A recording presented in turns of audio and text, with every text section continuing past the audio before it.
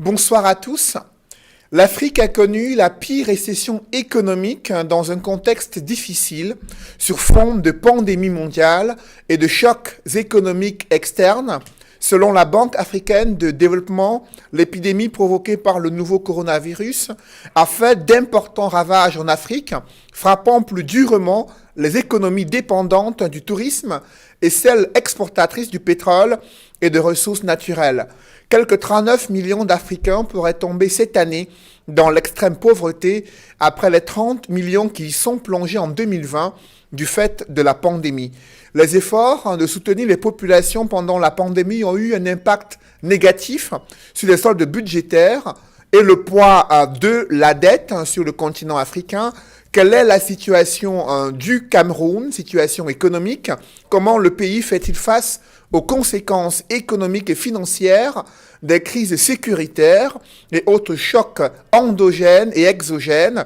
Quel est le bilan de la mise en œuvre du document de stratégie pour la croissance et l'emploi? Quels sont les enjeux d'industrialisation et de création d'emplois au Cameroun? Pourquoi l'Afrique francophone a autant de retard par rapport à l'Afrique d'expression anglophone et lusophone? Pour en parler, dans le cadre de l'émission La Vérité en face, je reçois ce soir sur ce plateau un expert international ayant cumulé plus de 30 ans d'expérience dans le conseil au gouvernement en matière de gestion des finances publiques et développement du secteur privé. Il a été conseiller principal auprès de l'administrateur représentant l'Afrique au conseil d'administration du Fonds monétaire international. Il a été responsable de la stratégie pour le compte de la Société financière internationale en Amérique latine. Également, pendant 5 ans, il a été chef de mission à la Banque mondiale, chargé du secteur privé sur le continent africain. Eugène Nyambal est l'invité de l'émission La Vérité en face sur Equinox Télévision. Eugène Nyambal, bonsoir. Bonsoir, monsieur. Merci d'avoir accepté notre invitation. C'est moi. Et également sur ce plateau, Armstrong Formy, pour mener à bien cet entretien. Armstrong Formy, good evening. Bonsoir, Cédric Noufele. Good evening, ladies and gentlemen. Thanks for staying connected to our favorite program, La Vérité en Face, live from Douala, Cameroon. We are having a special guest today. We are having an economist, a senior economic policy and private sector development advisor. He's had a very rich experience with the IFC, the International Monetary Fund, as well as the World Bank. We are receiving Eugène Nyambal. Thanks for accepting our invitation. Thank you, sir. Et juste à côté de vous, Duval Fangwa. Bonsoir, Duval. Bonsoir, Cédric. Bonsoir, l'invité, Eugène Nyambal. Et bonsoir aux téléspectateurs d'Equinox Télévision. Eugène Nyambal, c'est une préoccupation pour les Africains et principalement les Camerounais.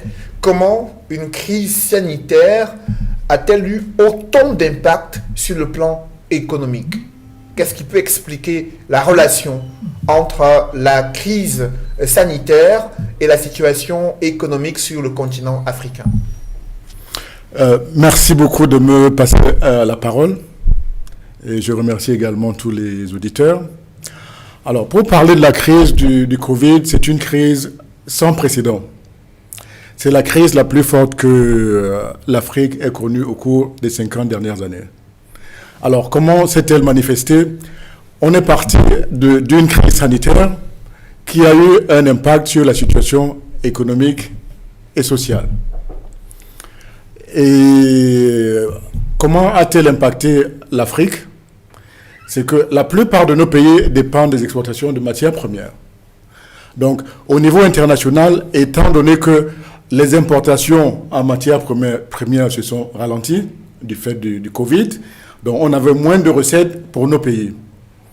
Le deuxième point, c'est qu'au niveau interne, avec le confinement, le fait que l'activité économique était ralentie, cela a eu un impact sur la situation budgétaire, sur la stabilité macroéconomique des pays. Et concrètement, en termes de mécanismes de transmission de la crise, donc au niveau international, baisse des prix des matières premières. Au niveau interne, les entreprises qui n'ont plus assez de commandes, qui vivent au ralenti, n'investissent plus, licencient des gens. Et au niveau social, on a une population qui n'a plus de revenus pour consommer. Et c'est le cercle vicieux qui s'enclenche. Alors, ça se traduit par une chute de la croissance de plus de 2,1%.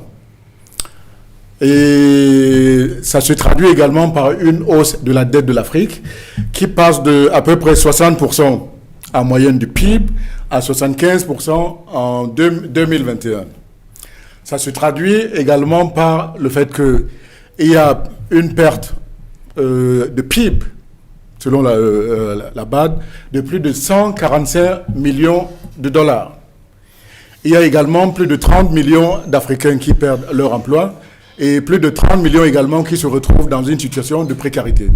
D'où la nécessité d'apporter une réponse d'urgence. Alors, parlons de cette réponse d'urgence. Eugène Nyambal, comment appréciez-vous la manière dont le Cameroun a géré sur le plan économique cette crise sanitaire? On a suivi le JICAM, l'une des principales organisations patronales, poser le problème des effets dévastateurs de la crise sanitaire sur les activités industrielles et commerciales de plusieurs entreprises et le fait que des milliers de Camerounais ont vu leur emploi être détruit du fait de cette crise sanitaire, du ralentissement de l'activité économique. Comment appréciez-vous la gestion économique de cette crise sanitaire par les autorités camerounaises? Tout comme les autres pays du monde, le Cameroun, face à l'urgence, a répondu à la crise sanitaire. Je commence d'abord par les pays riches, que ce soit les États-Unis ou l'Europe, qui ont apporté une réponse d'urgence au niveau sanitaire avec l'accélération des recherches sur le vaccin et puis des mesures sanitaires au niveau des tests. Et cela s'est également accompagné de mesures sur le plan économique depuis l'ère Trump.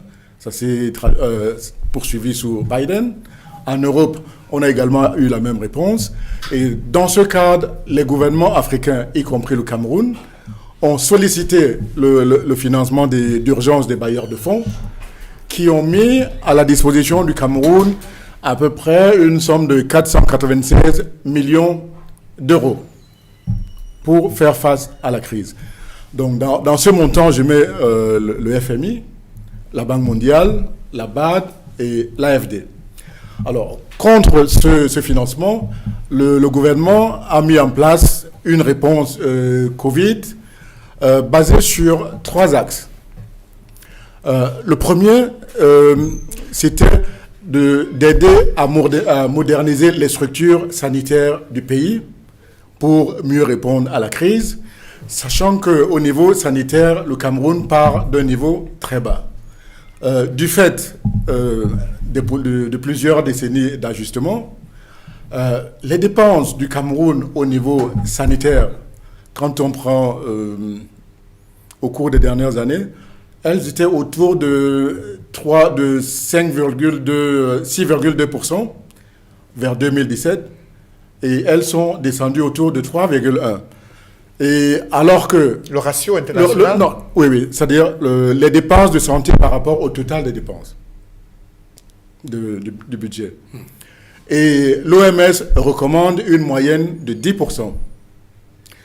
Et les pays comparables au Cameroun ont des dépenses de santé à peu près qui oscillent autour de 12-14% de l'ensemble des dépenses de l'État.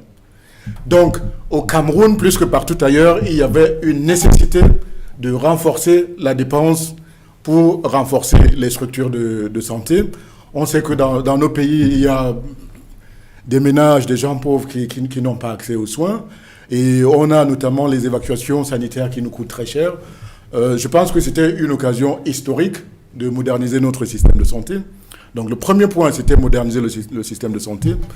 Le deuxième point, c'était essayer d'atténuer l'impact de la crise du Covid sur les ménages, sur les plus pauvres. Donc des mesures d'accompagnement social. Là-dedans, il fallait identifier des filets de sécurité. Par exemple, fournir des kits alimentaires et sanitaires aux populations. Les soutenir au niveau des dépenses d'eau, d'électricité sur une période restreinte. Et il y avait d'autres mesures sociales prévues dans le programme. Et le troisième volet, c'était atténuer l'impact sur les entreprises, l'impact économique sur les entreprises. Là-dedans, il fallait apporter des allègements fiscaux et au niveau des dépenses sociales aux entreprises, avec un accent sur les PME, PMI. Il fallait, au niveau du remboursement de la dette intérieure, favoriser les PME, PMI. Il fallait accompagner également au niveau de l'achat des intrants sur des produits stratégiques tels que les produits alimentaires et l'élevage. Donc c'est tout ce dispositif. Et il y avait également un fonds prévu pour faciliter l'accès de nos PME, PMI au financement qui est logé auprès d'une banque. Donc c'est autour de cet engagement, ce sont les engagements que le gouvernement a pris. Et autour de ça, il y avait également une entente avec les bailleurs pour s'assurer, par souci de transparence sur l'utilisation des ressources, de faire un audit de l'utilisation de ces ressources en fin de programme, de faire également des rapports semestriels. Donc c'est tout ce dispositif qui a été mis en place pour accompagner les autorités camerounaises. Cela fait 1 an que le gouvernement a contracté ces différents financements auprès des institutions financières internationales pour mettre en œuvre sa stratégie de riposte contre la pandémie de coronavirus. J'aimerais qu'on aille point par point pour en faire l'évaluation. Le premier volet que vous avez évoqué, c'est le renforcement des infrastructures sanitaires. Est-ce que la ventilation de ces différents financements vous a permis de voir une volonté réelle d'orienter les dépenses sanitaires vers le renforcement des structures de santé au Cameroun? Je pense que pour l'instant, je n'ai pas d'informations détaillées sur les actions mises en œuvre par le gouvernement. J'ai parlé des objectifs. Maintenant, sur l'utilisation des ressources, je pense que les bailleurs ont des revues périodiques qui vont permettre de voir les actions qui ont été mises en œuvre. Et notamment les audits aussi et les autres revues vont permettre de voir ce qui s'est passé. Mais quand je vois les répartitions qui ont été faites auprès des différents ministères, je fais confiance au gouvernement parce qu'il y avait une stratégie, une réponse avec des actions précises et des objectifs. Donc, j'imagine que la répartition a tenu compte de la feuille de route qui avait été mise en place pour soutenir des actions concrètes et précises, que ce soit au niveau des structures de santé, que ce soit au niveau social, que ce soit au niveau des entreprises. Et j'ai cru voir dernièrement qu'il y avait quelques soucis et qu'une task force avait été mise en place par les autorités pour voir de plus près l'utilisation de ces ressources. Je pense que cette task force permettra de voir de plus près ce qui s'est passé. Et je pense qu'au-delà de l'analyse, de l'évaluation de la passation des marchés publics, il faut que la task force s'assure que les engagements qui ont été pris, les actions qui ont été prévues soient réellement mis en œuvre. Et s'il y a des écarts par rapport à nos engagements, qu'on prenne des mesures correctives pour que la réponse Covid puisse profiter pleinement à la population et aux entreprises. Pour rester sûr. You are talking at the same time when you cited the devastating effects of the COVID-19 on the African continent, and you cited that so many Africans lost their jobs, including Cameroon. And Cameroon government strategy in fighting that, you came from the fact that they placed emphasis on making the health infrastructure good to be able to fight COVID-19, moving to helping households to be able to face the challenges of COVID-19. And now back to the strategy in helping enterprises, small and medium-sized enterprises as well as large-scale enterprises in handling the effects of COVID-19. Do you think it was well done in terms of the strategy applied at a time when we still have many enterprises who are finding it difficult to rise in Cameroon, and we are still having many people who lost their jobs in the course of the COVID-19 procedure and are still yet to get their jobs? Thank you very much. I think that the response was it was appropriate because we targeted the key areas where there was an impact of the COVID crisis: the health sector, social sector, and the economic sector. However, the strategy is nothing without good implementation.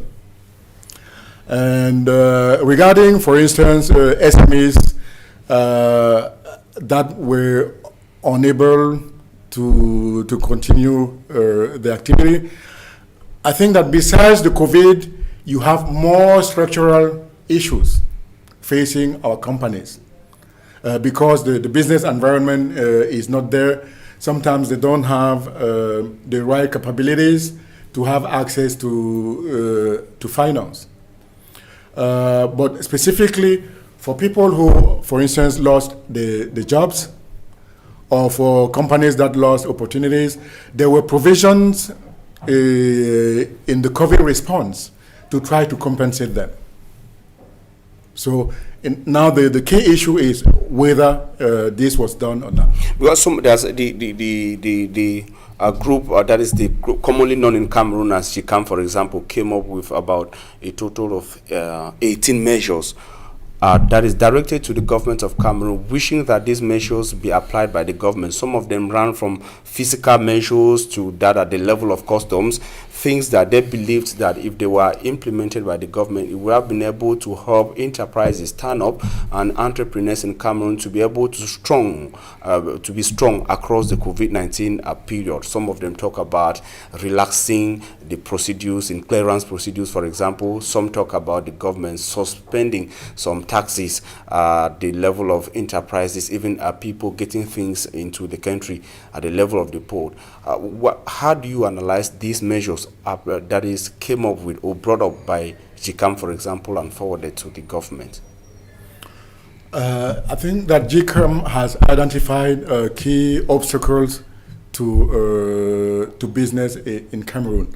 But in terms of response, you have two main areas. The first one is that the COVID response was an emergency response. So the government could not take everything from the GCAM report. So we need a two-pronged approach. One that addresses the issues created by the COVID. But the second approach is that Cameroon is lagging in terms of competitiveness, in terms of business environment. We need a stronger program or private sector development to remove all these obstacles to investment and to private sector development. And in this area, Cameroon is lagging behind most African countries of the same size. Yes, they lag behind because you are better placed. You know, you are with the International Monetary Fund and working as special advisor to the African administrator. Am I right? And of course, you must have had the clear knowledge on strategies, response strategies adopted by different African countries, most of them who are at the same level as in Cameroon. When you look comparatively, you see that Cameroon's measures probably wasn't the best if the outcome was not perfect as in other African countries. Some Africans also go further to question that why is the impact more devastating in Africa, whereas other countries like within the Southeastern Asia has a kind of economic situations like that of Africa, most of them who also depend on export, but the impacts are some side of limited or are smaller than what Africa is facing. So the question is? The question is that the strategy which would have been applied by the people, which are the best strategies which would have been applied by African countries that you saw somewhere, because you have a global knowledge of strategies applied by different countries, be there those in Africa and those out of Africa. And now if you are advising them, where did the African people or Cameroonian government go wrong? Strategy for what? For private sector development? Or yes, the direct strategy, the perfect strategy in responding that would have at least helped in limiting the impact, if not stopping the impact, at least limiting it. The impact of the COVID? Yes. Yeah. I think that the way the response was packaged was appropriate. it was, as I said earlier, it was a short-term response. But now, for resolving longer-term issues such as lack of growth, unemployment, and all this, you need a longer-term strategy, like what Rwanda or Ethiopia and these countries did. The first thing is to have a clear vision on where do we want to go, how are we going to create jobs and wealth. The second level is what kind of strategies can support our vision. Strategies in terms of human resources, financial resources, infrastructure. You need a holistic approach on how to support your strategy. The other level is the institutional capacity to implement your strategy and to monitor. And in most of these areas, Cameroon is lacking. When I look at, for instance, the doing business indicators, we still have a way to go. I look at the infrastructure side, we have a way to go. I look at our companies. Cameroon is a great country with a lot of small and medium-sized companies that need to be helped, to be promoted. They need more capabilities to become more competitive. You have another challenge in terms of human resources. Our youth is well educated, but we need to make sure that the skills match with the needs of our economy. Ma question va porter sur la dette, ou bien si vous voulez, les montants qui ont été, les moyens qui ont été déployés dans le cadre de cette stratégie. Vous avez indiqué tout à l'heure, vous avez d'abord planté le décor en présentant l'impact de cette Covid-19 sur les économies africaines de façon globale, en donnant quelques indications, notamment la chute de la croissance, pratiquement 2 points. Vous avez parlé également des emplois qui ont été perdus et également la précarité des emplois. Mais sur le cas du Cameroun, vous indiquez que on a pris 496 millions d'euros. Et vous avez bien indiqué comment est-ce que cela devait être organisé. Premier point, les dépenses de santé, avec notamment la question des infrastructures, et c'est sur cela que porte la question de Cédric. Ensuite, la nécessité d'atténuer l'impact social du Covid. Et troisième élément maintenant, d'atténuer l'impact du Covid sur les entreprises. La question que je pose, c'est celle de savoir comment on fait pour définir ce type de montant. Est-ce qu'il y a un travail qui se fait au niveau du gouvernement en collaboration avec les institutions financières internationales qui sont les bailleurs de fonds, ou bien il y a un modèle standard qui est défini et qui est proposé à tous ces États? Est-ce qu'en définissant le montant, par exemple, de ces moyens qui ont été dégagés, on a pris en compte les spécificités des États par rapport à la riposte ou bien à la résistance à cette pandémie?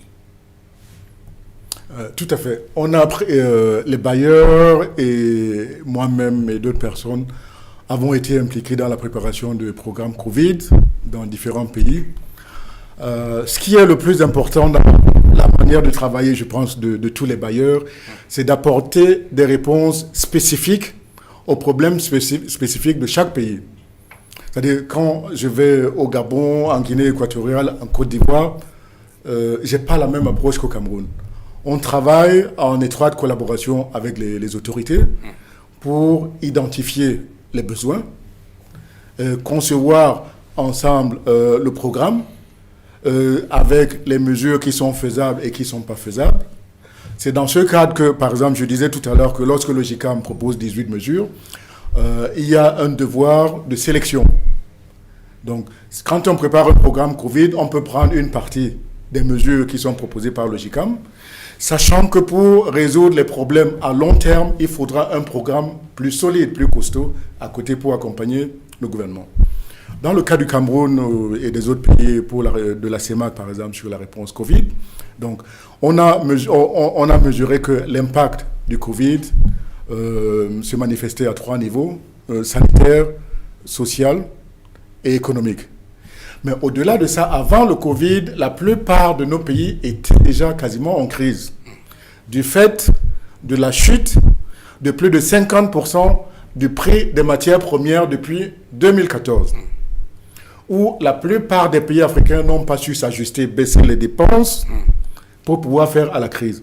Donc, il y avait déjà cette crise qui était là, sur laquelle j'ai travaillé sur de nombreux pays, qu'on était en train de résoudre. Et la crise du Covid ne fait que renforcer cette crise. Donc, en plus des problèmes identifiés au niveau sanitaire, social et économique, il y avait déjà la dégradation de la situation macroéconomique du pays. C'est-à-dire, il y avait des besoins. Les réserves, par exemple, de la CEMAC avaient baissé.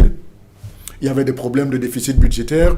Donc, l'argent qui arrive, quand je parle de 487 milliards, oui, c'est pour cette réponse, mais c'est aussi pour permettre au Cameroun et aux autres pays... Donc, vous définissez ensemble les priorités. Oui, et aux autres pays de faire face aux problèmes de baisse des réserves et de ressources budgétaires. Donc, vous définissez les priorités et je vais dire le process aussi. Oui. Je vais prendre un exemple précis pour essayer sur la question de Cédric.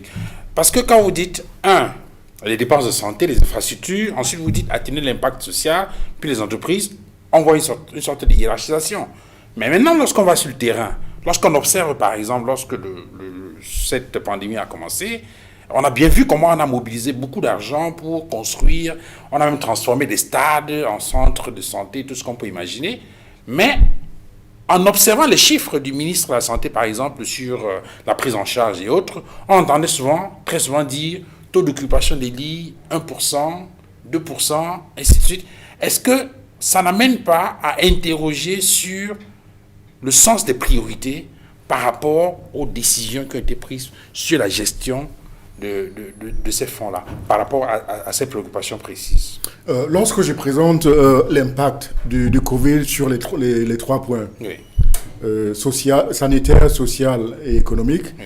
Il n'y a aucune hiérarchisation. Ok. Il n'y a aucune hiérarchisation. Ça dépend maintenant des États. Oui. Ils doivent domestiquer ces Il n'y a aucune hiérarchisation, oui. Mais au niveau sanitaire, on a modernisé les structures, oui. Mais également, il y avait toutes les actions de formation, d'équipement qui devaient être mises en œuvre, de tests. Oui. Et à l'époque, en fait, on a mis des ressources comme ça, mais on ne savait pas l'impact exact que ça aurait au niveau sanitaire. Et on s'est rendu compte par la suite que l'Afrique avait été plus résiliente au niveau sanitaire qu'on le pensait. Alors c'est pour ça que je pose la question sur la spécificité de la stratégie, parce que vous avez commencé par parler des États-Unis.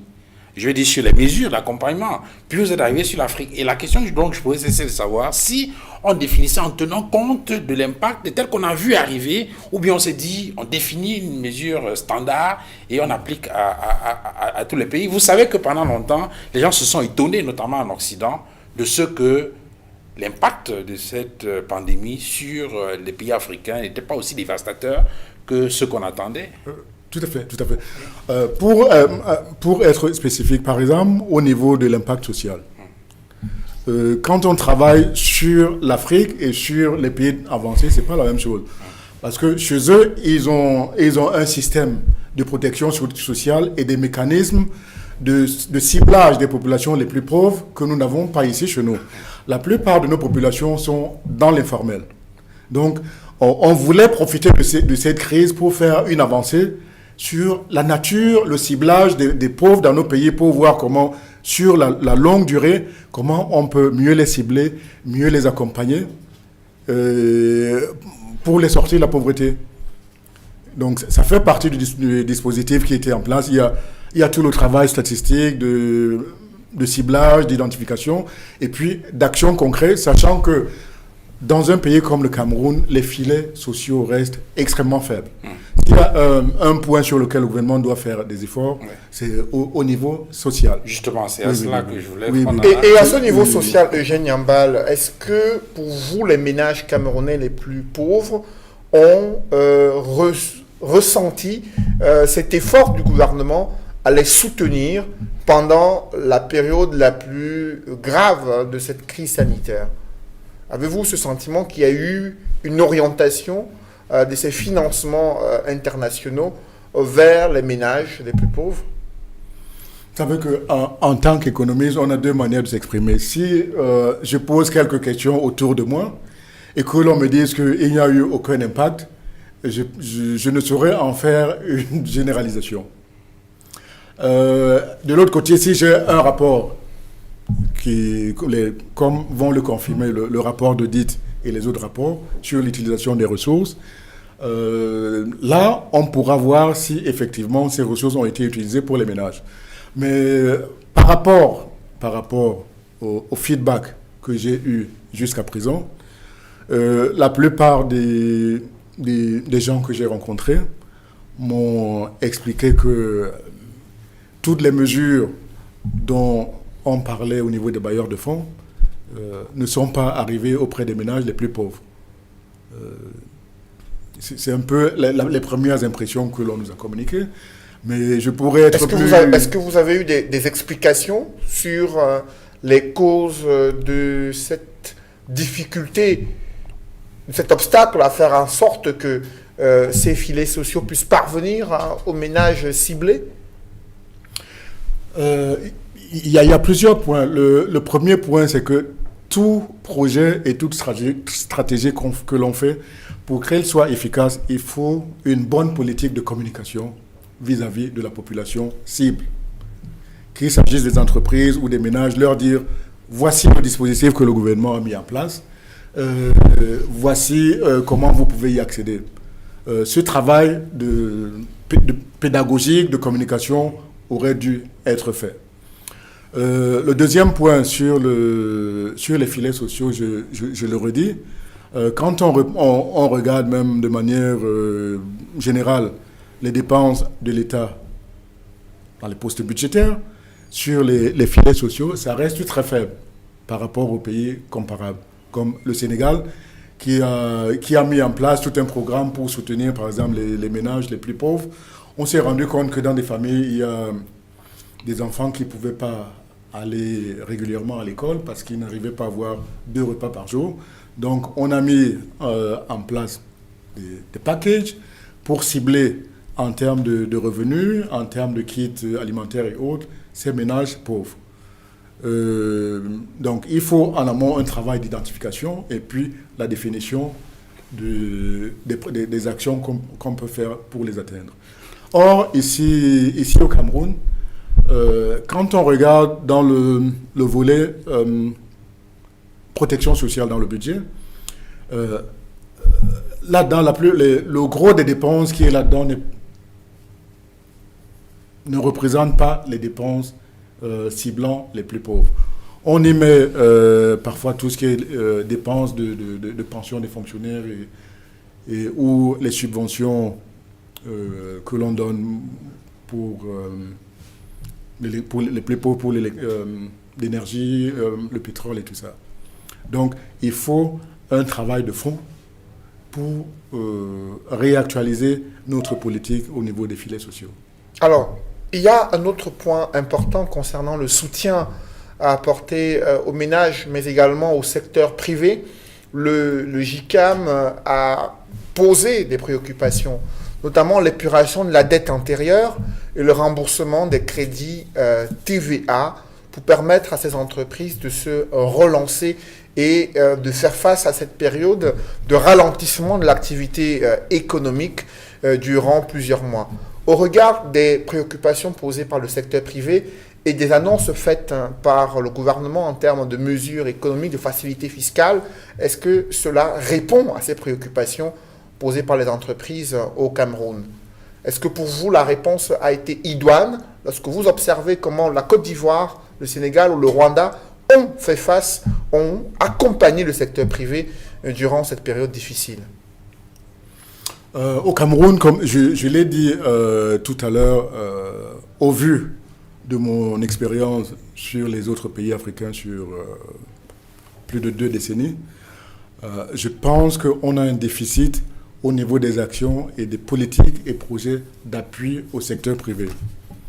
On a besoin de développer, d'avoir des projets plus ambitieux pour soutenir le secteur privé au Cameroun, pour soutenir la diversification de l'économie. Maintenant, pour revenir à l'appui au paiement de la dette intérieure vis-à-vis des PME, dans la plupart des projets que nous faisons, je mets l'accent sur le remboursement de la dette intérieure. Et Pourquoi ? Parce que sur la dette extérieure, elle est couverte par le FMI. Et quand on paye une dette à l'extérieur, l'impact économique, l'effet multiplicateur en termes de création d'emplois et de richesses est plus faible, s'exerce là-bas. Donc c'est pourquoi, ici, dans nos pays, pour relancer la machine économique et avoir une croissance plus inclusive, en période de crise, par exemple, je recommande que l'on favorise avant tout les PME, PMI et particulièrement les plus petites. Parce que je sais que la plupart des chefs d'entreprise, quand ils ont des ressources ici, il y a une redistribution de revenus en termes de salaire et de consommation. Ça booste la consommation. Ça booste la consommation et l'emploi.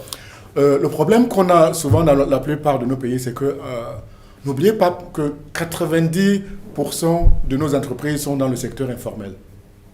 Donc, elles n'ont pas de capacité, même si on veut les soutenir à travers la dépense publique, elles n'ont pas les capacités d'accéder à ces financements. Par rapport à cela, nous avons mis en place des projets un peu partout, en Côte d'Ivoire par exemple, au Sénégal par exemple, ou dans des pays comme le Rwanda, où on peut...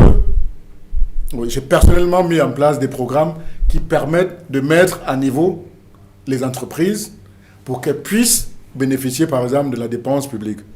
Ou il y a également des programmes pour mettre à niveau nos entreprises, par exemple, par rapport au fait qu'on a signé les APE et tout ça. Parce qu'on s'est rendu compte, par exemple, quand on faisait le programme de la Côte d'Ivoire, que lorsque l'on donne un contrat à une entreprise, souvent, elle n'a pas de système comptable, elle n'a pas tous les mécanismes pour effectuer à bien le projet. Donc, on peut mettre en place des programmes, on a mis en place partout ailleurs des programmes de 4-5 ans pour accompagner, booster les PME, PMI pour avoir une taille critique d'entreprise, de PME, PMI viable. Alors, Eugène Nyambal, oui. Yes, for me. now you guys you've always guided most of these countries like you indicated in fixing their response programs. You've cited a couple of them. You are just talking about the case of Côte d'Ivoire. Now, in the case where you find out that some of the programs or the program designed and agreed with between you and the countries concerned is not effectively implemented, what do you have to do? What can you do to the government at the end of the day when you find out that probably the program that was beautifully designed could have been effectively implemented for the good of the people? They are not well implemented. First of all, you have to, it depends on whether it's a program or a project. For a program, now I'm wearing my IMF hat. As a program, when we design a program with a country, you have some benchmarks to be met that are key conditions for disbursement.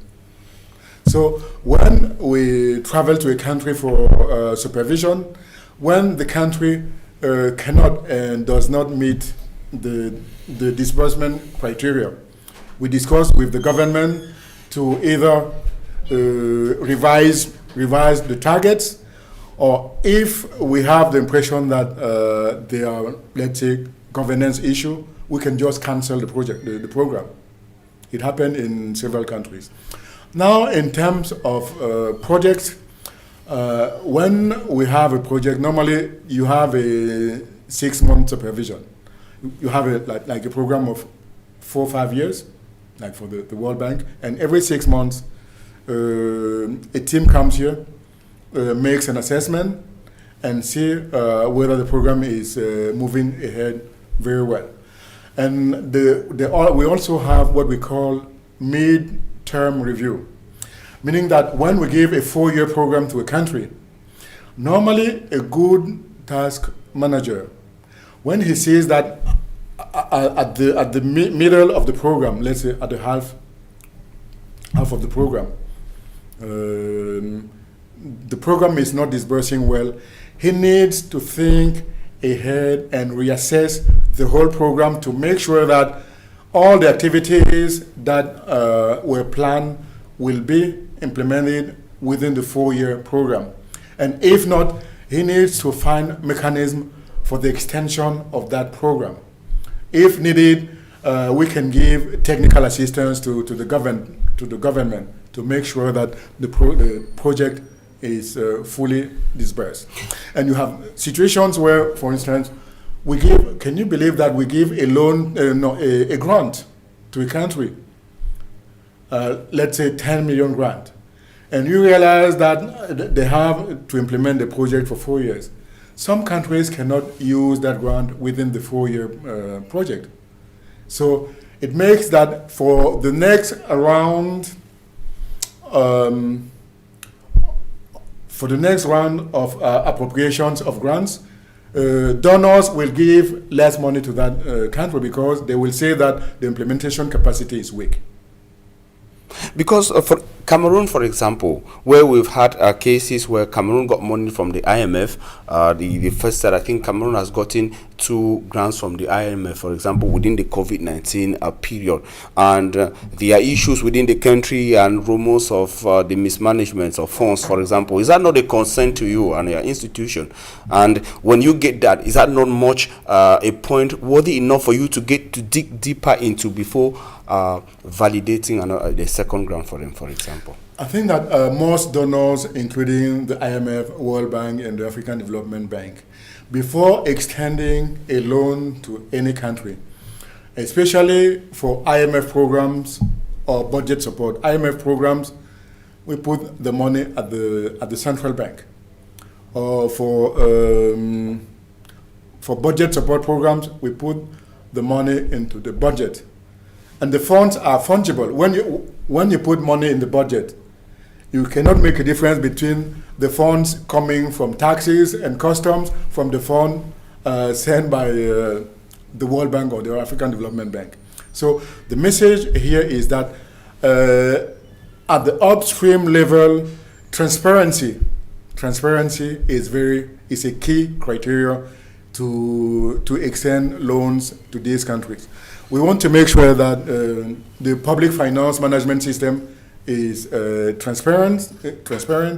We want to make sure that the tendering process is also efficient.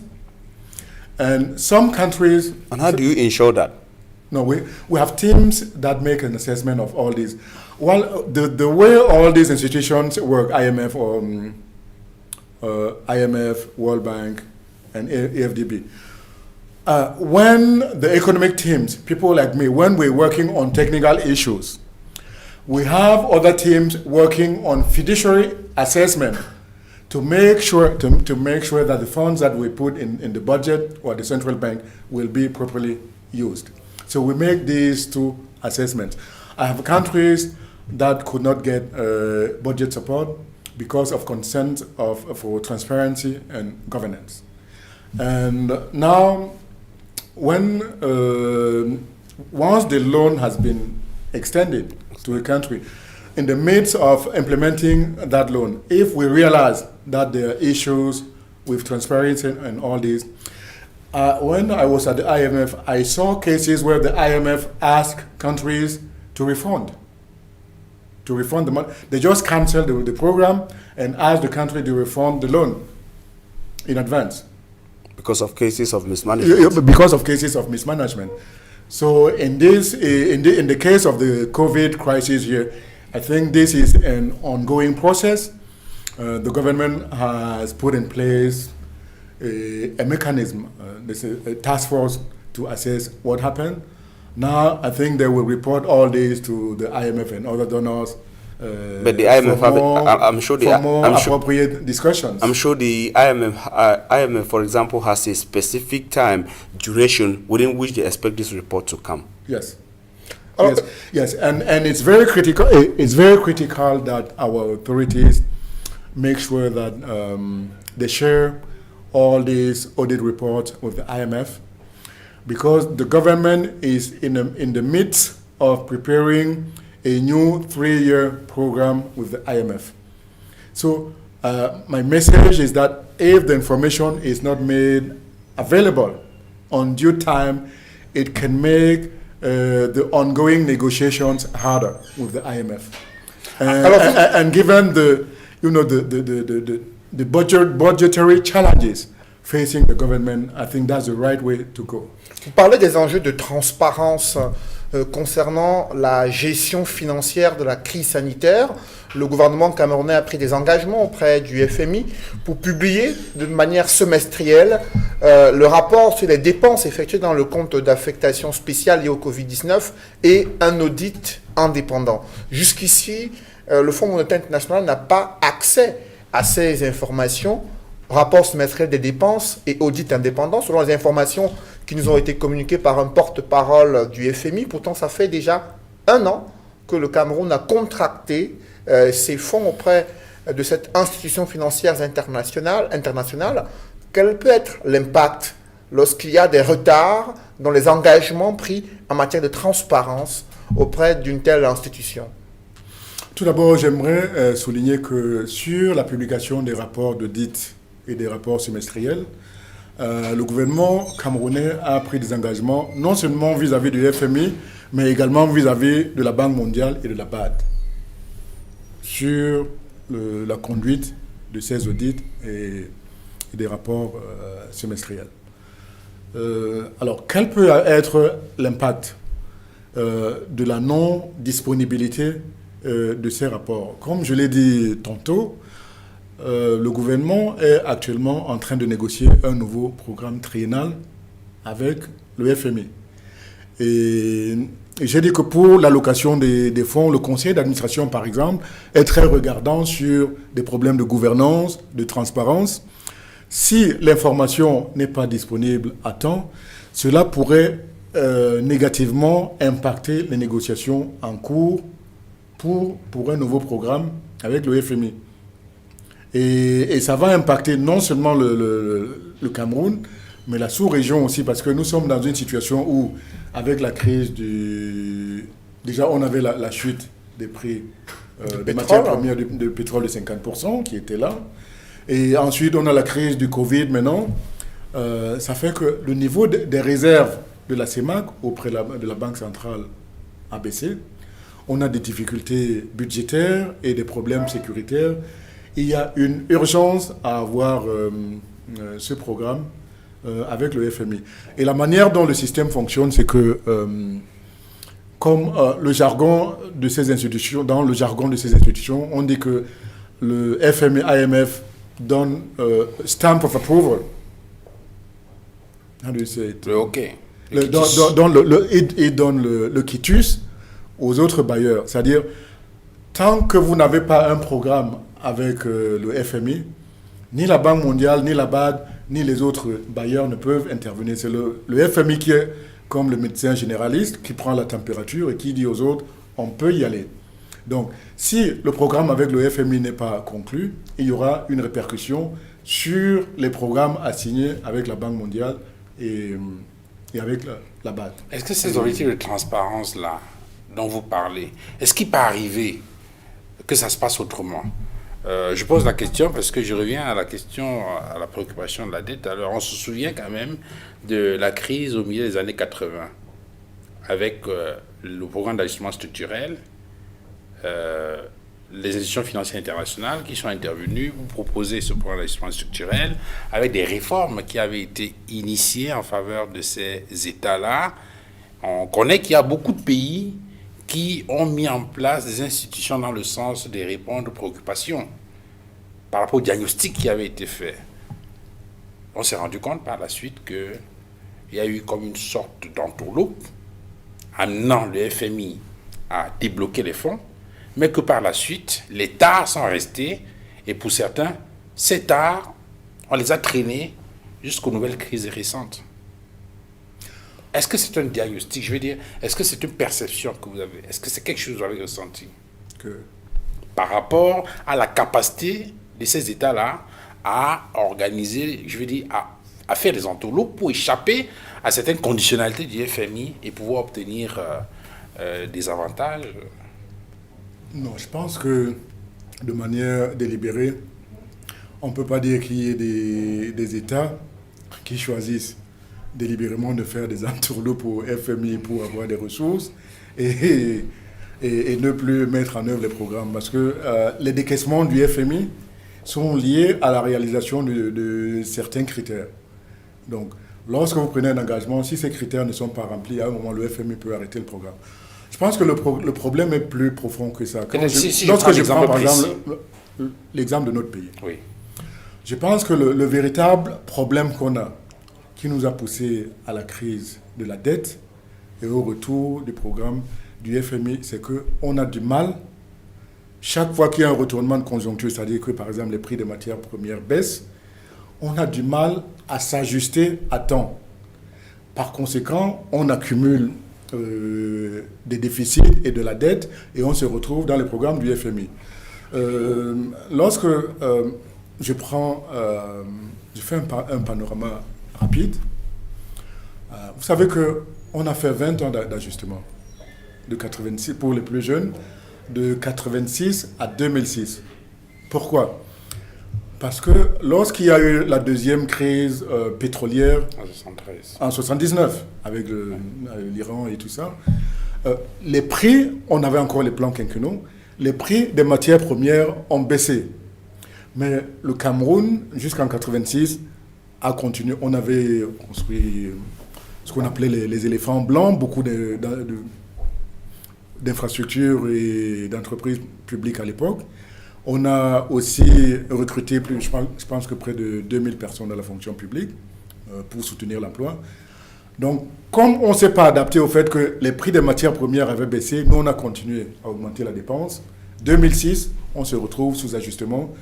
Il a fallu 20 ans pour effacer ces erreurs. Lorsqu'on est sorti du programme d'ajustement, j'avais eu le privilège de présenter le dossier du Cameroun pour le PPTE en 2000. Donc j'ai vu tous les effets dévastateurs parce que avant d'avoir le point d'achèvement, on a dû licencier beaucoup de gens dans les entreprises publiques, on a liquidé nos entreprises, on a perdu notre outil industriel, on a réduit les salaires des fonctionnaires de 70%. Donc, ayant vu tout cela, quand on est sorti on a eu le point d'achèvement, c'est-à-dire la réduction de la dette en 2006, j'ai proposé, j'ai d'ailleurs fait un livre que Afrique, les voies de la prospérité, où je proposais qu'on doit tout faire pour ne pas retomber dans les programmes d'ajustement. Et qu'est-ce qu'il fallait faire ? Je disais que quand je regarde, il fallait plus de discipline. Et lorsque, en termes de mécanismes de contrôle, je disais qu'il fallait qu'on mette en place nous-mêmes, au niveau des autorités et de l'Assemblée, un cap sur un niveau maximum de dette qu'on pouvait avoir. Et on fait un contrôle régulier, comme le FMI fait des contrôles tous les 6 mois. Et il y a plus de discipline. Malheureusement, ça ne s'est pas passé comme ça. Eugène Nyambal, je vous invite à pouvoir poser le diagnostic et le bilan de la sortie du plan d'ajustement structurel et comment le Cameroun a replongé dans une nouvelle crise économique.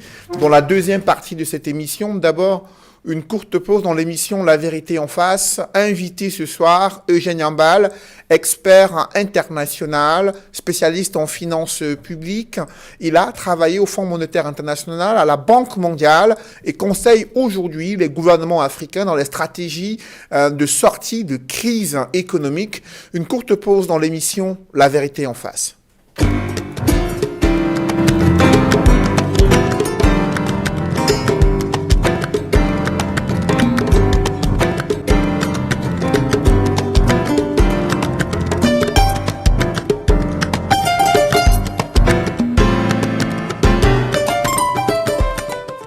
Si vous nous rejoignez à l'instant, vous suivez l'émission La Vérité en face.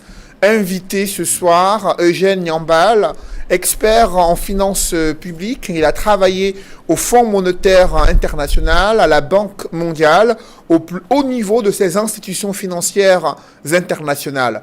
Eugène Nyambal, le Cameroun sort de cette zone d'ajustement structurel après 20 ans, 20 années difficiles pour les Camerounais, pour l'économie camerounaise, mais un espoir, une sortie, le bout du tunnel en 2006, mais pourtant quelques années seulement plus tard, une nouvelle crise économique contraint le pays à retourner sous programme de redressement économique avec le Fonds monétaire international.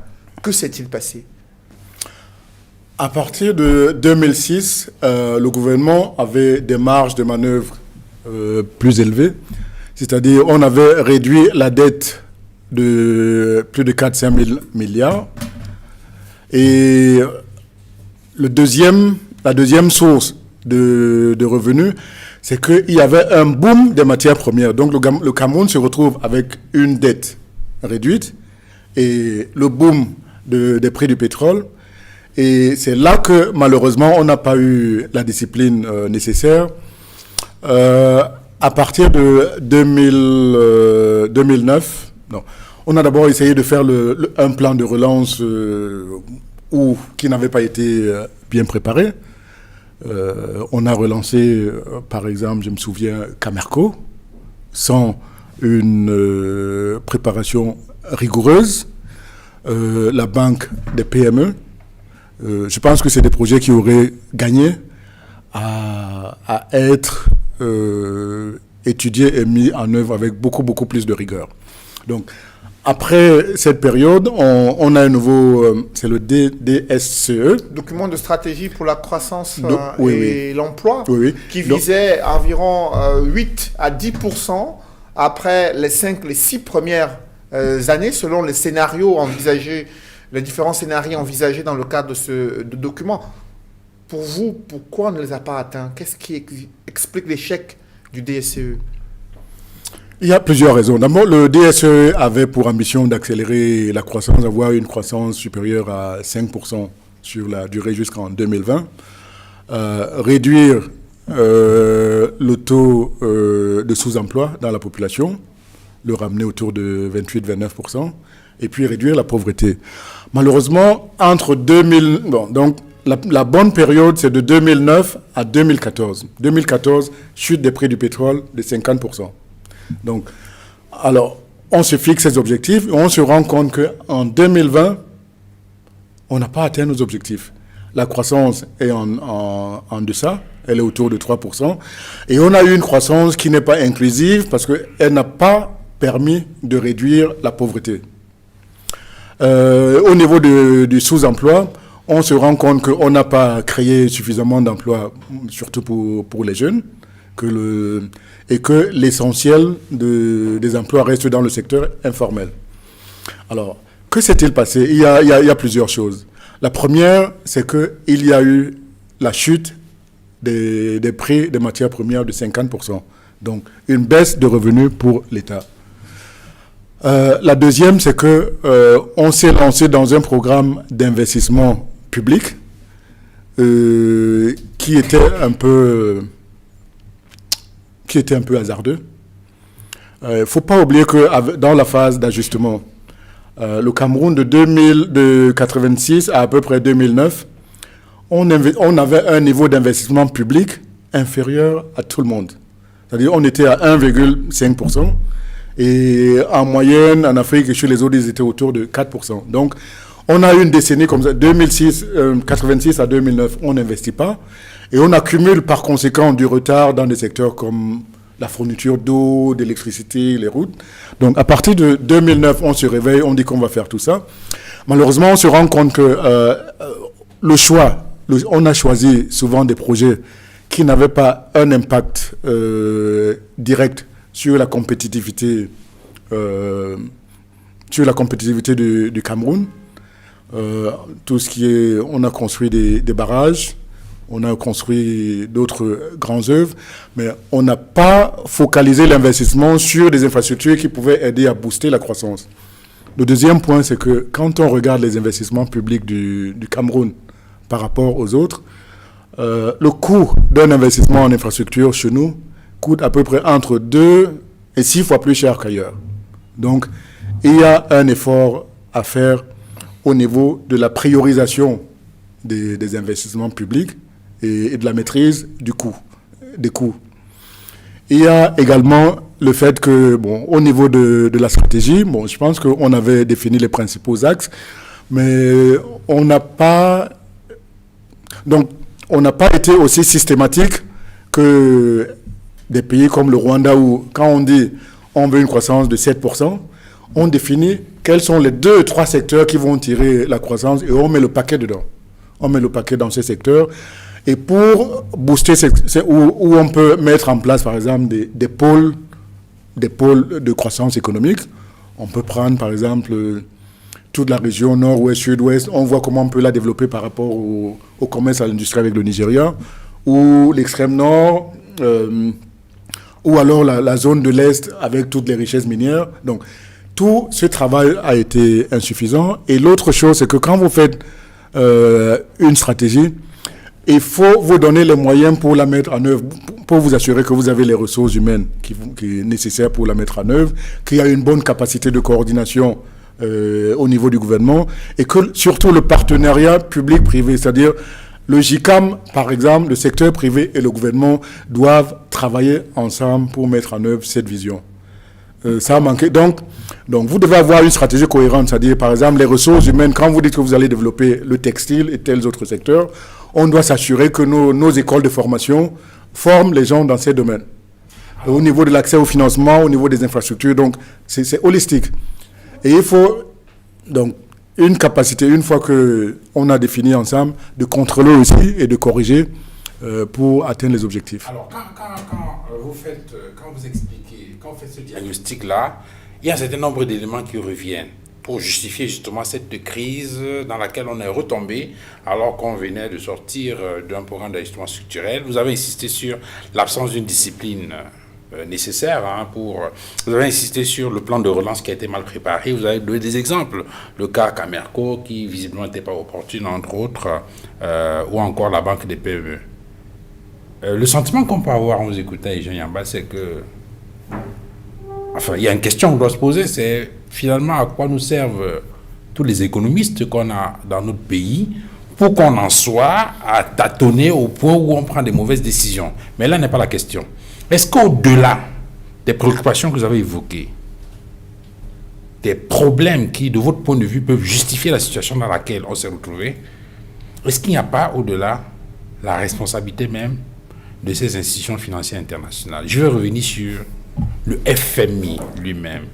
Vous savez, je ne vais pas revenir sur certains débats que tout le monde connaît. Ce FMI est présenté pour beaucoup comme étant un instrument d'assujettissement, d'esclavagisme et même de néocolonialisme. Est-ce qu'il n'y a pas à observer très bien les rapports qui existent entre ce FMI-là et les pays du Sud notamment? Vous savez aussi, et pour compléter la question, que sur le cas du Cameroun par exemple, puisque vous avez insisté sur l'indiscipline et beaucoup d'autres choses, si on remonte un peu plus en amont, des gens estiment que les privatisations par exemple, qui avaient été conseillées entre griffes par le FMI, peuvent justifier également les dérives qu'on a enregistrées par la suite. Qu'est-ce que vous en dites ? Sur la question des privatisations, j'aimerais y revenir plutôt de manière détaillée. Sur la responsabilité du FMI par rapport à la crise des pays africains, je m'inscris en faux contre tous ceux qui blâment le FMI. Tous les arguments des panafricanistes. Les premiers responsables, ce sont les Africains. À quel niveau? Les Africains, pourquoi? Le FMI a 190 pays membres. Et aucun pays n'a l'obligation d'aller et de rester dans les programmes d'ajustement du FMI pendant 20-30 ans. Le FMI a trois types d'instruments d'intervention. Le premier, c'est la consultation générale, consultation au titre de l'article 4. C'est-à-dire que le FMI évalue comme le médecin généraliste tous les pays membres du FMI, les États-Unis, la France et tous les autres. Étant donné qu'avec cet instrument, ces pays n'empruntent pas des ressources, quand le FMI leur donne des conseils, par exemple, pendant longtemps, on a demandé à la France de démanteler son système de protection sociale, elle n'a pas bougé, elle n'a rien fait. Donc, quand vous êtes sur ce mode de consultation, on vous donne des conseils, c'est à vous de les prendre ou de laisser. Mais ça implique une discipline et une rigueur dans la gestion. Le deuxième mécanisme d'intervention, c'est l'assistance technique aux États membres.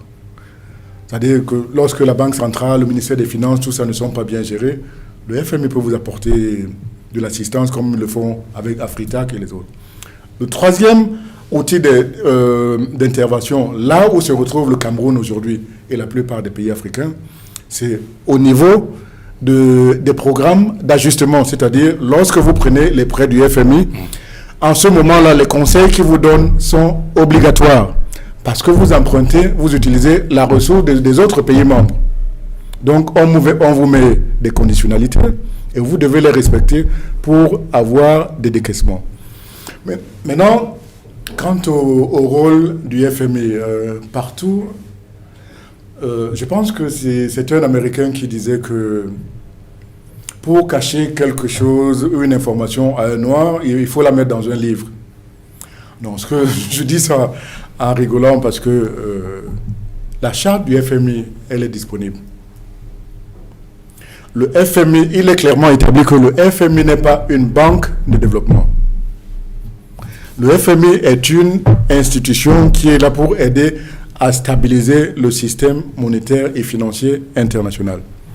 Et lorsque le FMI donne des... Alors, quand vous entrez sous programme d'ajustement, la charte du FMI dit qu'on vous donne une assistance provisoire pour résoudre des problèmes provisoires de balance de paiement. J'ai dit provisoire 2 fois, donc assistance provisoire pour résoudre des problèmes provisoires aussi.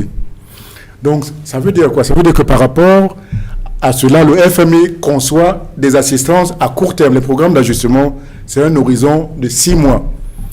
On vous prête de l'argent, on évalue dans 6 mois, et on regarde si vous respectez les critères ou pas. Donc, par rapport à ça, oui.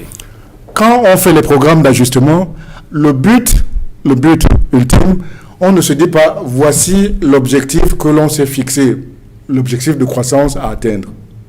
C'est pas ça l'objectif.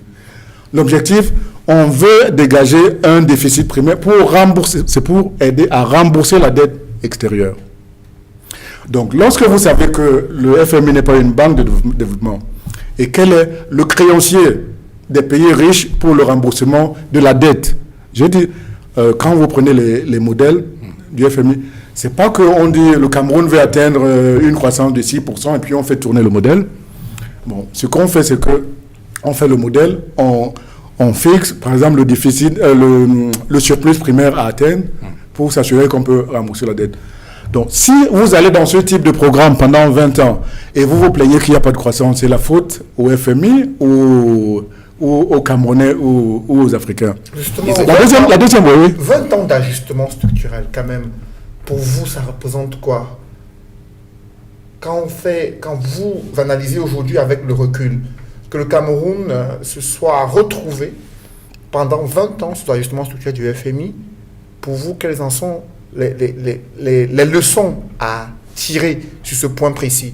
Est-ce que c'est l'incapacité, comme l'a souligné Duval Fangwa, des économistes camerounais à pouvoir respecter les critères du Fonds monétaire international pour rembourser la dette, ou alors il y avait des manœuvres visant à maintenir le pays sous ajustement pour pouvoir tuer son économie et l'empêcher d'être un pays émergent?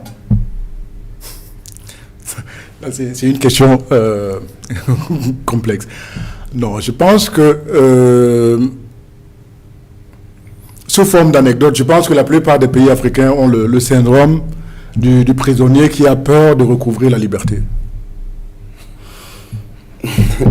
C'est-à-dire, non, et je vais vous raconter une anecdote, c'est que à une époque, même le FMI, je pense qu'il y avait une directrice générale adjointe, Madame Kruger, on a eu un débat là-bas sur le fait que les programmes du FMI étaient censés apporter une assistance provisoire à des pays. Quand on a regardé la liste des pays africains, il y avait des pays qui étaient sous programme depuis 23 ans. Donc, on a organisé une discussion pour savoir si on devait chasser certains pays du programme du FMI. Vous savez qui nous a dit de ne pas le faire? Ce sont certains pays africains qui ont dit qu'ils ont besoin de continuer à recevoir les ressources du FMI. Mais ce qui est dramatique, c'est que on ne peut pas projeter l'avenir d'un pays sur 20 ans dans un horizon de 6 mois renouvelable. C'est pas possible. C'est parce que les Asiatiques, quand je prends des pays comme la Malaisie qui était à peu près à notre niveau il y a quelques décennies, la Corée et les autres, les pays asiatiques, même les pays européens, n'ont pas mis en œuvre ce type de politique.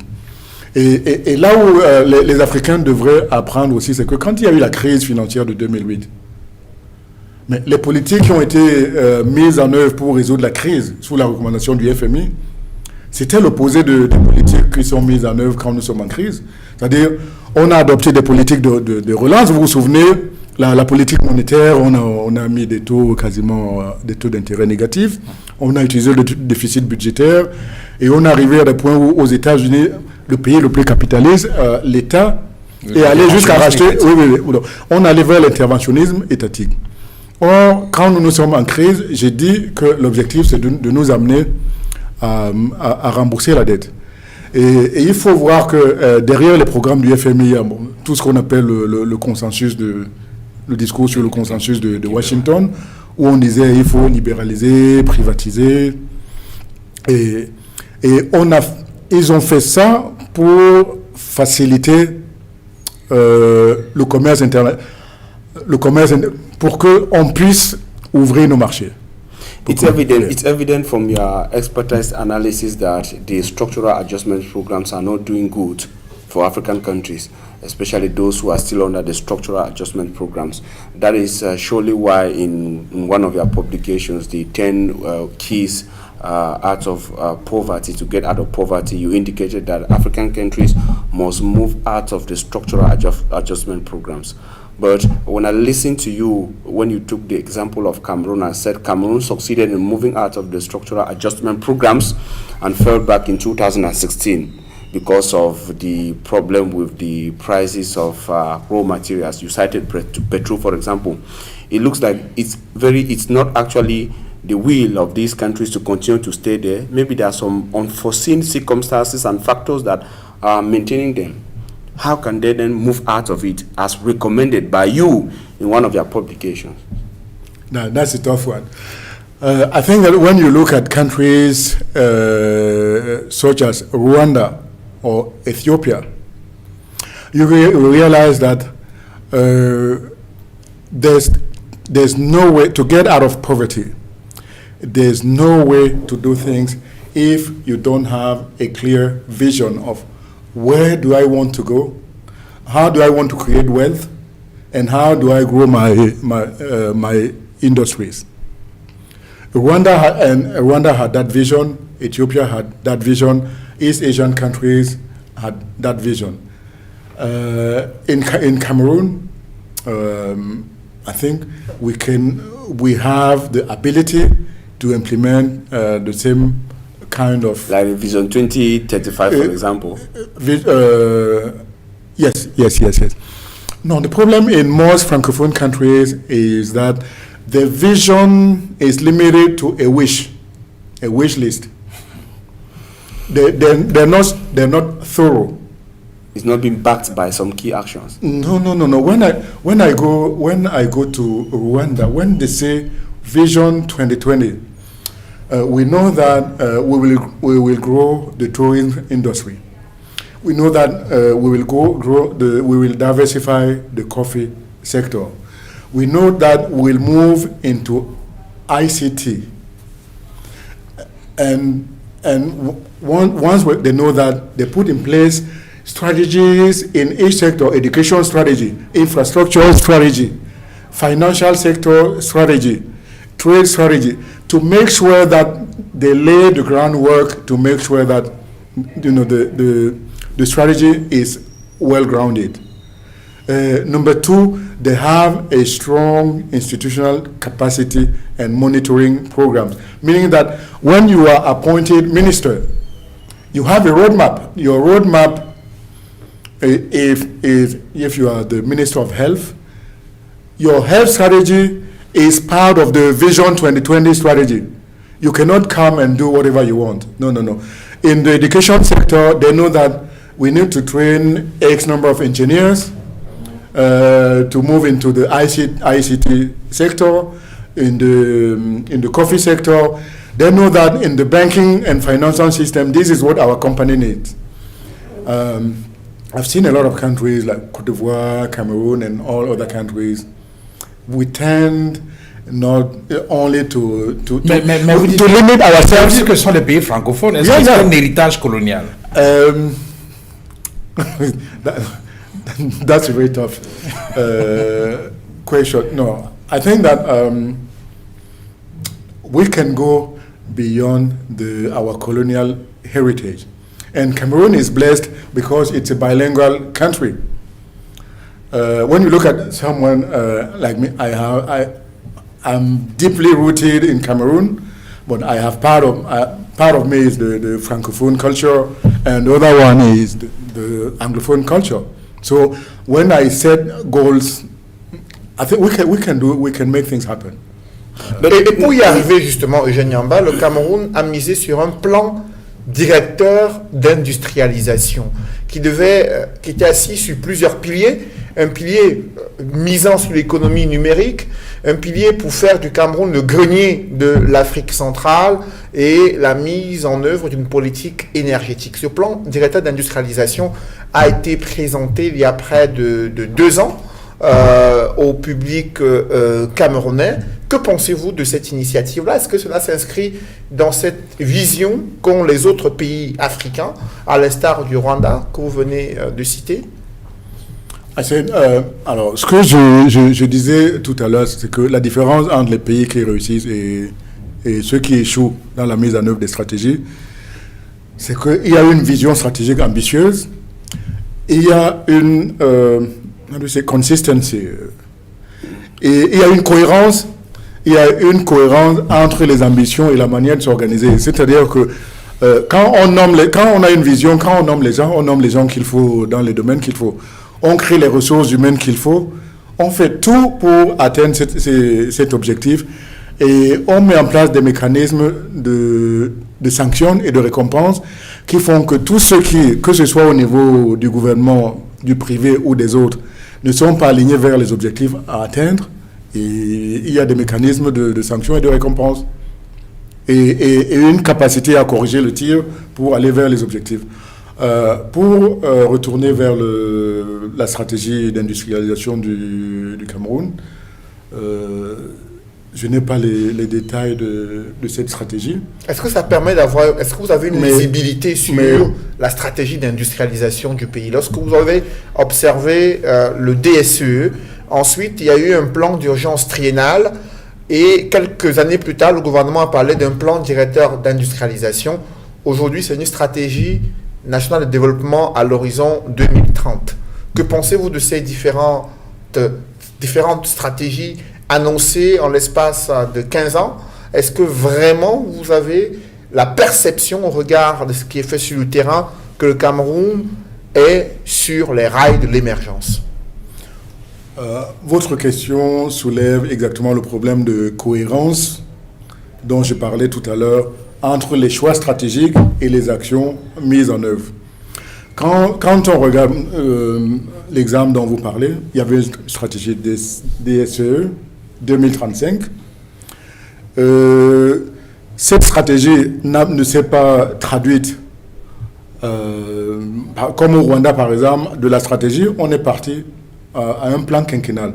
Tous les 5 ans, on décline en termes de croissance, en termes d'industrie, voici ce qu'on veut faire.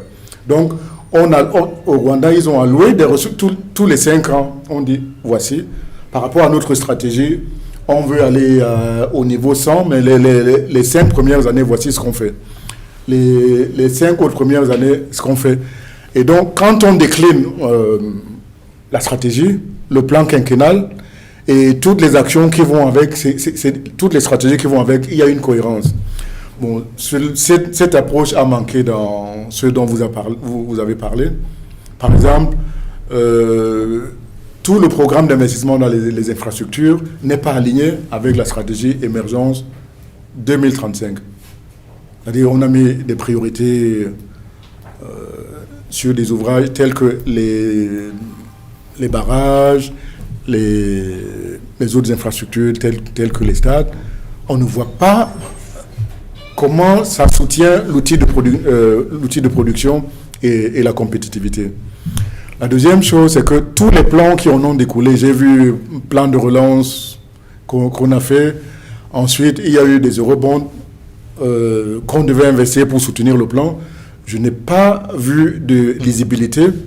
Maintenant, au niveau des structures qui devaient mettre le programme en place, les structures gouvernementales, je n'ai pas vu comment cette stratégie était confiée aux différents ministères pour dire voici ce que vous faites dans votre domaine, voici ce que l'autre fait. Et ensuite, on coordonne pour s'assurer que l'administration tend vers ses objectifs. C'est comme ça que j'ai vu les Rwandais travailler. How does a country that depends fully on raw materials, for example, attains this objective? If, for example, they are to fix that, okay, we're going to attain this in 5 years, we're going to be able to do this in 10 years, for example, how do they get to this level, considering the fact that the prices of raw materials, for example, are always fluctuating at the level of the international or the global market? At the level of the international market, you also cited the case where you are talking about Cameroon. You said that Cameroon, at one point when they wanted to move out of the structural adjustment program, they unfortunately saw a fall in the price of petrol, for example. How does the country then that depends on raw materials get to fix this objective and attain them? Two things. You cannot depend on raw materials to create wealth and jobs at a large scale level. First thing is to move up the value chain. Move from basic raw material to more processing. We did it. Let's take Rwanda or Ethiopia. Do you know that most African countries, when they sell the coffee to the US, they send it in bulk, because the US and Europeans, they say no, your coffee is not of good quality. Then they give you a price with discounts. What Rwanda did to modernize its coffee sector is that they created their own brand name and moved to stores like Starbucks, promoted the coffee there, so that with the brand name and the fact that they cut a lot of middlemen, the coffee is selling with premium. You take other sectors such as textile, when you take countries like Mauritius and all these, they were holistic in making sure that they develop the textile sector. They see what products, shirts and all this, what is being sold in international markets. Who are the competitors? It's China, Cambodia and all this. What price, what quality does the US buy? Based on that, they move back and see, okay, if in terms of quality, this is where we are, we need to catch up. If in terms of cost, like cost of port and duty processing, manpower, they go to the level where they want to make sure that in terms of the inputs for textile, for electricity, for manpower and all this, they make sure that they will conduct reforms in those sectors to make sure that they will be competitive and they will attract investment. This is the kind of approach that we don't have here. You see, for instance, here we have the cotton sector, you have SICAM. Cameroon, you have SICAM, but you don't see the chain of competitiveness within the sector.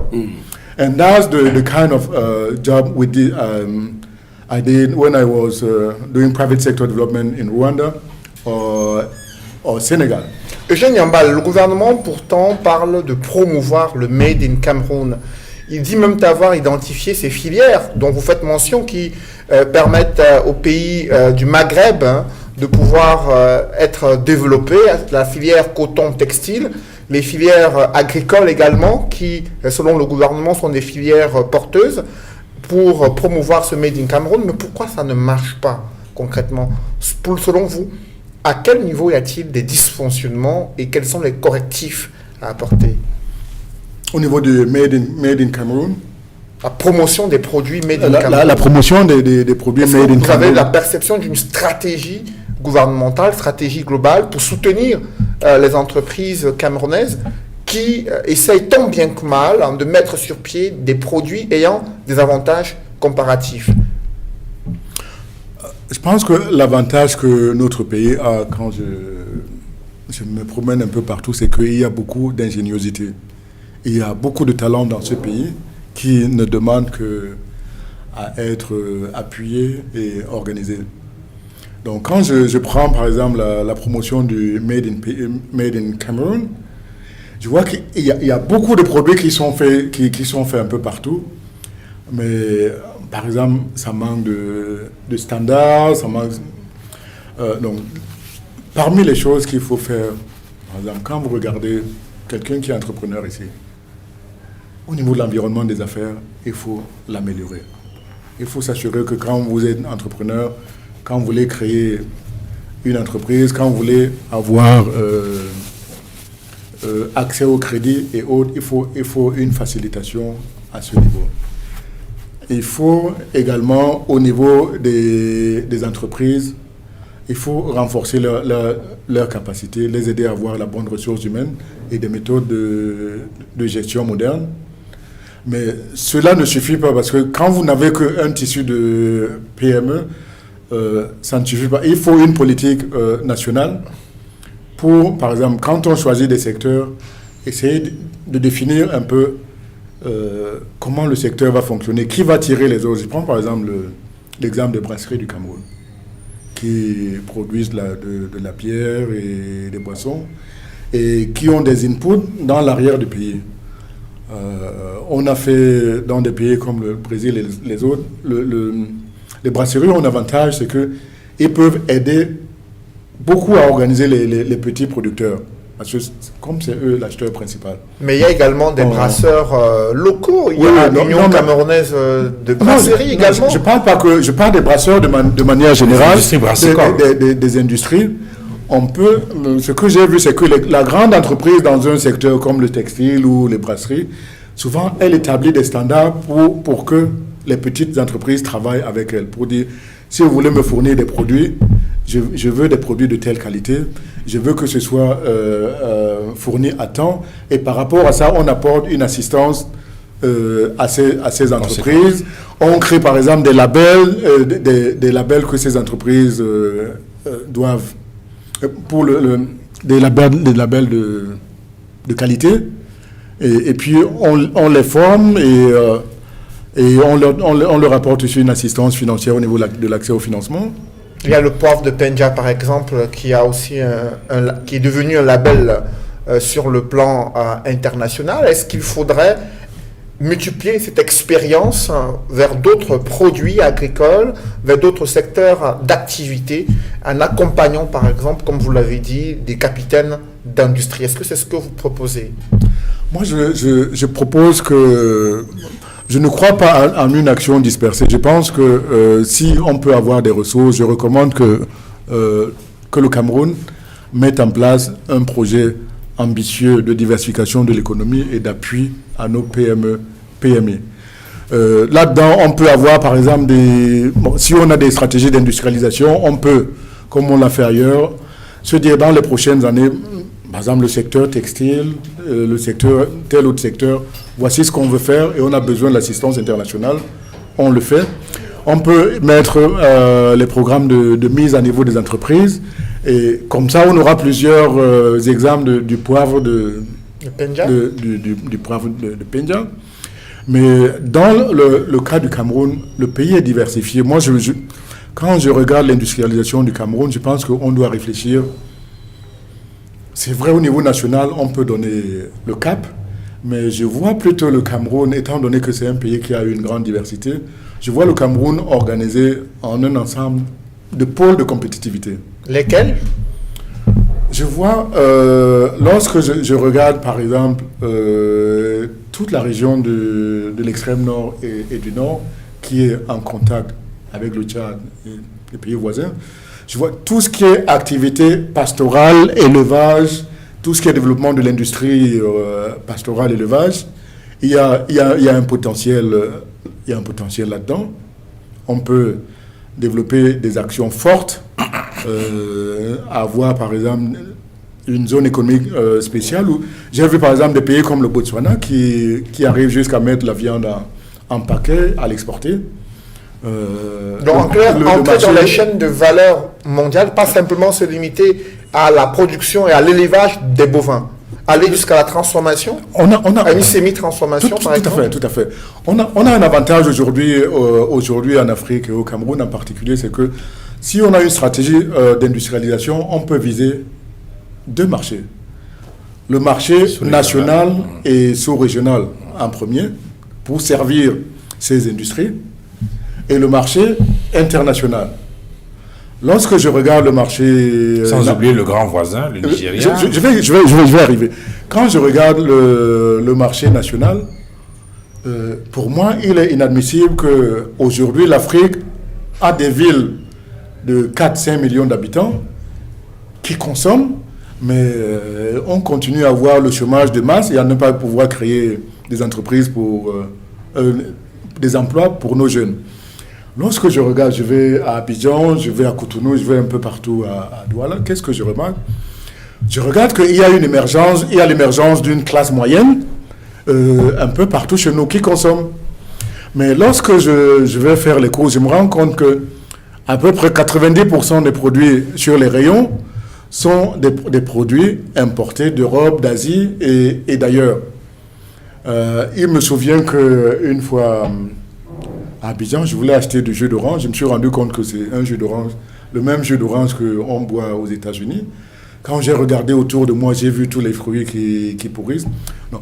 En un mot, quand on a le marché que nous avons, on doit développer des chaînes de valeur pour pouvoir alimenter les chaînes de distribution auxquelles accède notre classe moyenne, pour que notre consommation puisse permettre de recréer des emplois pour nos populations. Mais comment promouvoir justement? C'est pas quelque chose qu'on peut faire en un an. Il faut. Il y a déjà des entrepreneurs sur le plan local en Côte d'Ivoire comme au Cameroun qui se lancent dans la production des jus de fruits naturels ou encore dans d'autres produits alimentaires, mais ils se plaignent de manquer de visibilité et de ne pas avoir assez de moyens pour intégrer les grands centres de distribution.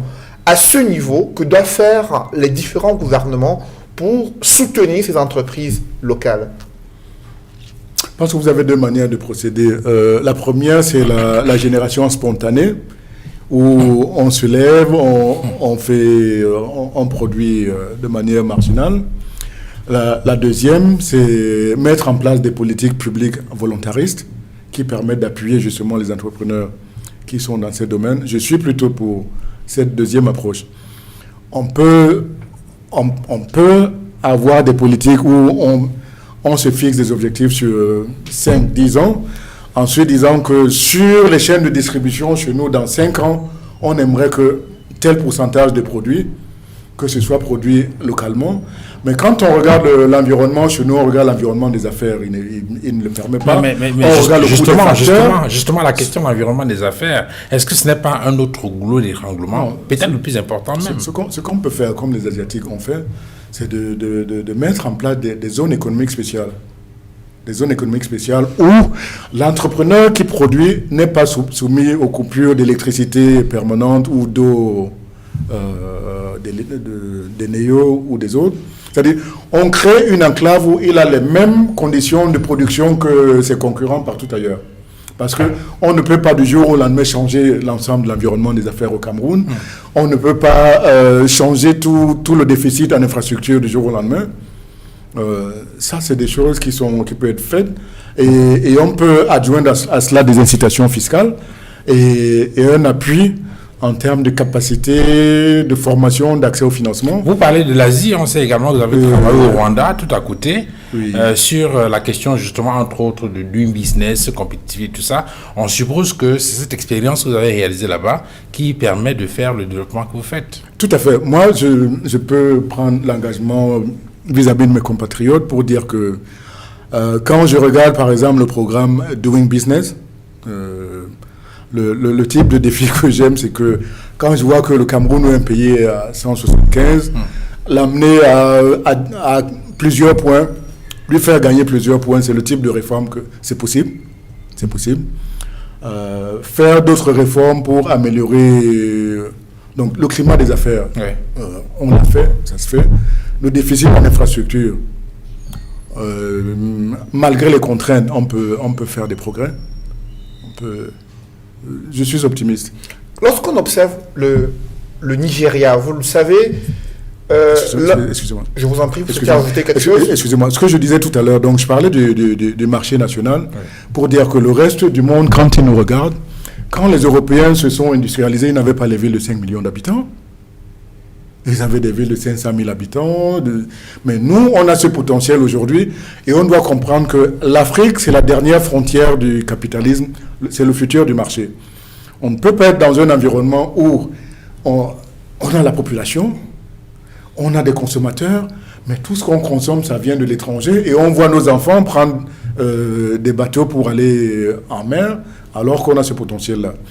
Le deuxième au niveau sous-régional pour un pays comme le Cameroun, c'est qu'on a le marché le plus important d'Afrique à nos portes.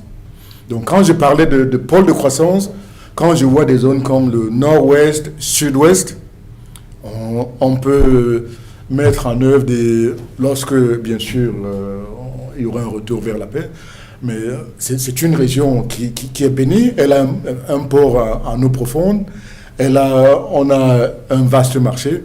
On peut mettre en œuvre des politiques de croissance pour viser. Vous imaginez tout l'est du Nigeria, il y a plus de 45 millions de gens qui n'ont pas accès au port en eau profonde. On peut faire de cette zone un centre de commerce, d'industrie, de services vers le Nigeria. Et le dernier, oui. Donc, j'ai dit on peut viser le marché national, j'ai dit régional. Maintenant, on peut voir le marché mondial aussi. Bon. Alors, la région du nord-ouest et la région du sud-ouest, ce sont aujourd'hui deux régions économiquement sinistrées, ajoutées à celle de l'extrême nord. C'est le gouvernement qui a fait ce constat après plusieurs années de conflits armés dans cette partie du Cameroun. Nous sommes en 2021. Vous qui êtes spécialiste international en finances publiques et observez l'évolution des économies, combien est-ce que cette guerre fait perdre au Cameroun? Je suis attristé que mon pays, que l'on se retrouve dans une situation où les enfants d'une même famille, d'un même pays, sont en train de s'entretuer. Et j'espère de tout mon cœur qu'on va mettre fin à cette situation déplorable. Mais lorsque je regarde ce que ça nous coûte, et je regarde toutes les destructions des deux, on a les jeunes dans l'armée qui s'engagent là-bas, qui seront marqués à vie. On a les populations locales qui sont également marquées à vie. Mais le problème, c'est qu'une fois qu'on va finir de détruire, mais c'est le Cameroun qui devra trouver des ressources pour reconstruire. Parce que quand vous voyez les Occidentaux s'attaquer à des pays comme la Libye et autres, ils le font parce qu'ils se disent qu'à la fin, il y a un butin qui va permettre qu'ils vont avoir accès au pétrole du pays conquis pour se refinancer. Mais dans notre pays, dans notre cas, il y a la ressource humaine, il y a la ressource en capital qui est en train d'être détruite. Et lorsque je mets ça en lien, par exemple, avec la crise du Covid, je me rends compte que et la crise sécuritaire dans la sous-région. Je me dis que le Cameroun doit trouver une solution politique le plus tôt possible à cette crise. Sur le plan économique, oui. D'abord. Lorsque je regarde nos régions, on a l'insécurité nord-ouest, sud-ouest. On a des problèmes d'insécurité dans l'extrême nord. On a des problèmes d'insécurité vers les frontières avec le Centrafrique, la République centrafricaine. L'impact en termes macroéconomiques et budgétaires, c'est qu'au niveau des recettes fiscales, comme l'activité économique est désorganisée dans ces provinces, c'est un manque à gagner pour l'État, pour le budget de l'État. Maintenant, quand on regarde au niveau des recettes douanières, également, étant donné que l'activité est désorganisée, le trafic avec les pays voisins fait qu'on perd également en termes de recettes douanières. Et cela au moment où les prix du pétrole et la production de pétrole du Cameroun a baissé de manière drastique. Donc, face à des revenus de l'État qui sont en baisse, les trois principales formes de revenus, donc impôts, douane, recettes pétrolières, c'est en baisse. Pendant ce temps, on a la dépense qui est en hausse, ça risque de nous étrangler. Il y a la dépense sécuritaire, il faut financer la guerre là-bas. Et il y a les dépenses liées à la préparation de la CAN, qui sont énormes. Et il y a les dépenses liées au remboursement de la dette, le service de la dette, qui est énorme.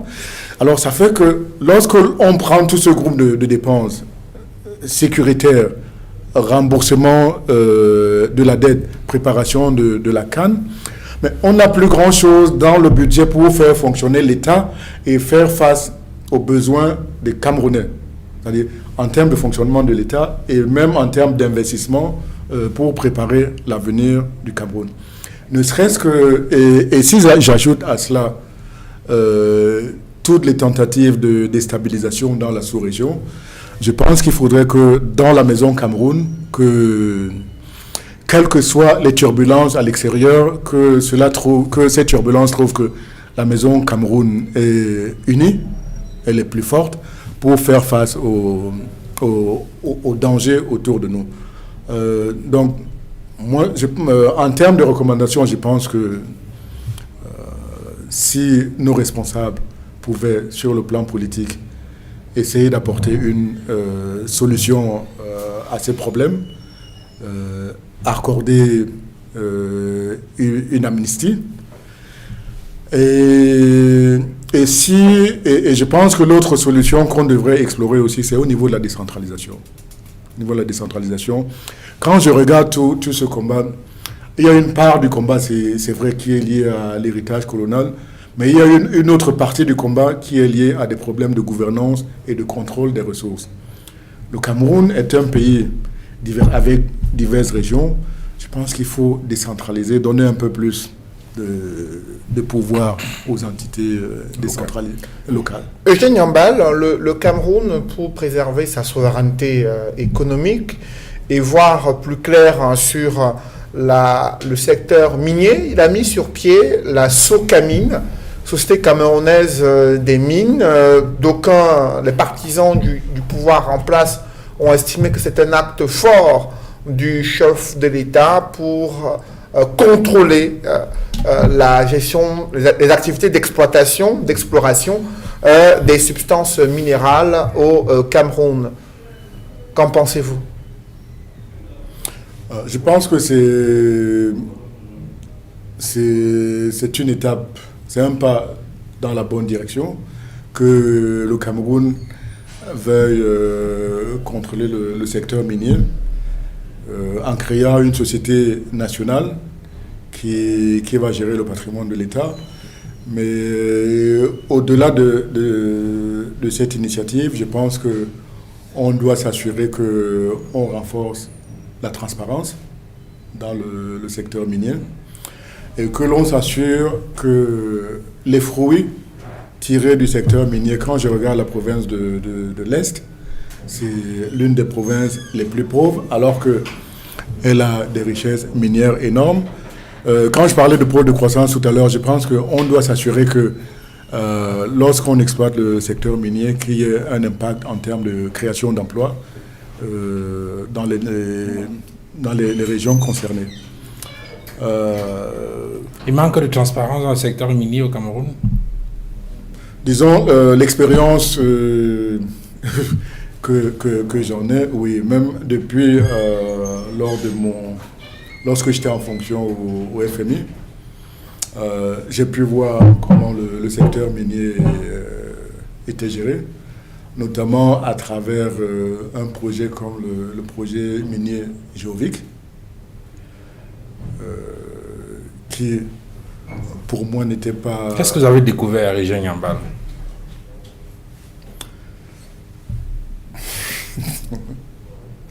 Disons, alors, qu'est-ce que j'ai découvert, c'est que le gouvernement camerounais a demandé l'approbation par le FMI du décaissement de 60 millions de dollars sur le projet minier Géovic.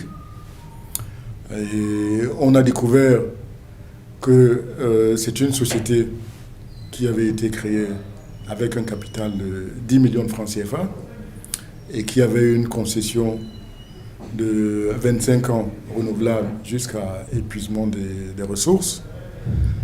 Et ce qui m'avait ce qui avait attiré mon attention, c'est que les propriétaires de cette société se trouvaient aux îles Caïmans, la société qui contrôlait Géovic Cameroun, avec des partenaires locaux non identifiés.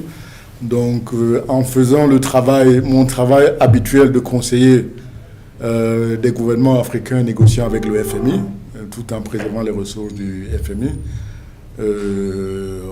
j'ai demandé que l'on s'assure que le Cameroun contacte la Banque mondiale pour revoir le code minier, introduire plus de transparence, et deux, que étant donné que les ressources publiques seraient utilisées dans ce projet, que l'on s'assure que lorsque l'État voudra sortir de ce projet, qu'il vendra les actions au public à travers la bourse. Malheureusement, ça m'a créé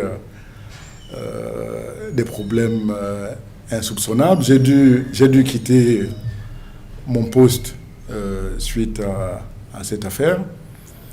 Et j'avais essayé à l'époque, après avoir quitté mon poste, je pense que 3 à 4 mois plus tard,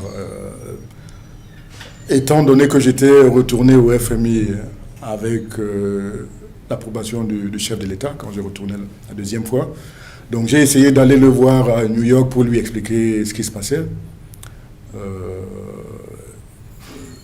Je me suis retrouvé avec l'ancien DCC. Ça ne s'est pas fait. Ça ne s'est pas fait.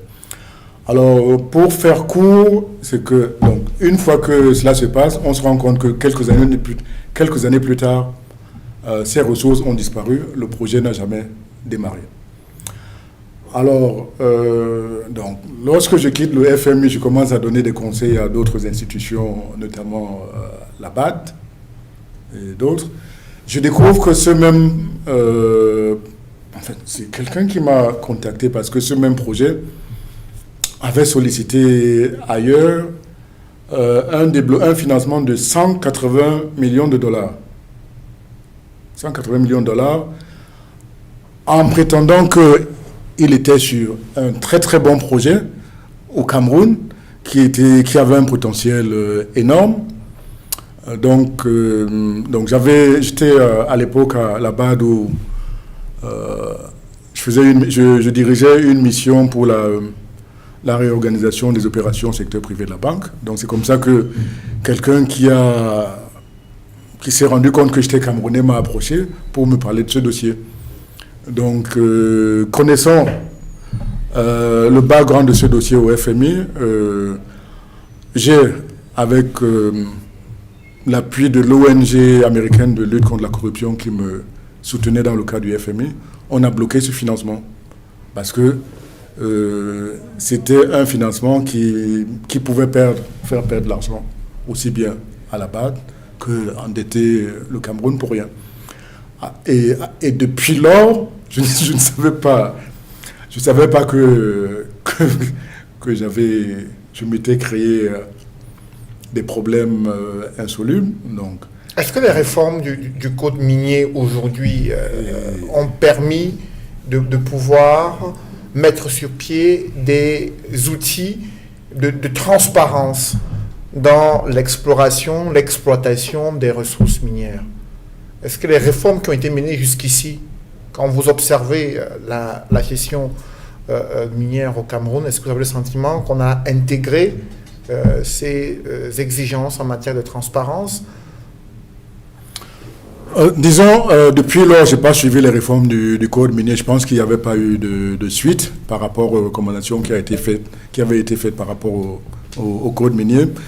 Mais lorsque je regarde, lorsque je regarde le fait que j'ai vu dernièrement que une de ces juniors minières avait commencé à porter plainte contre les États de la sous-région, contre le Congo notamment, je me rends compte qu'il y a besoin de renforcer davantage la transparence et la gouvernance dans le secteur minier.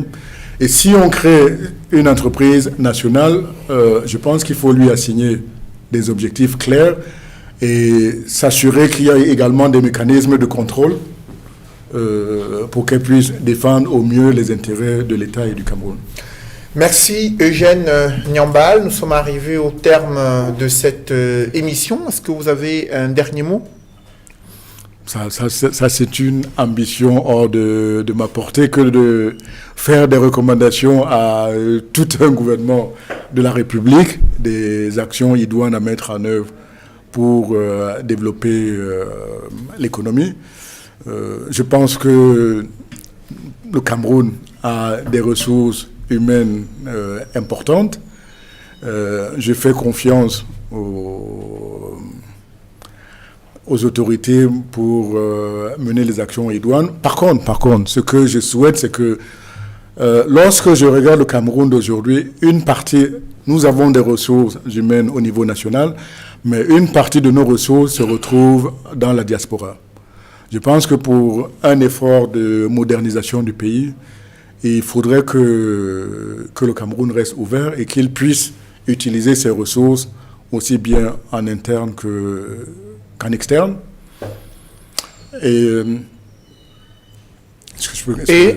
Allez-y. Oui. Et lorsque je regarde le potentiel du pays, nous avons un pays formidable. Et le Cameroun, c'est le moteur. Nous ne devons pas oublier que le Cameroun, c'est le moteur de l'Afrique centrale. C'est un pays bilingue, c'est un pays qui a un énorme potentiel. Quand le Cameroun avance, il fait avancer l'ensemble de la sous-région. Et tout comme la Côte d'Ivoire est le moteur en Afrique de l'Ouest. Et ce que je souhaite, c'est que quand les Camerounais se comparent à d'autres pays, pour moi, notre benchmark, notre élément de comparaison naturel, c'est des pays comme la Côte d'Ivoire, c'est des pays comme le Ghana. Et par rapport à eux, on a pris ces dernières années un certain nombre de retards. Par exemple, sur tout ce qui est infrastructure. Par exemple, sur tout ce qui est même mobilisation des ressources budgétaires pour financer l'économie. Et par exemple, pour la promotion des productions de rente comme le cacao et autres. Donc, je pense qu'on doit travailler sur nos points faibles et on peut construire un grand pays qui donne des emplois aux Camerounais.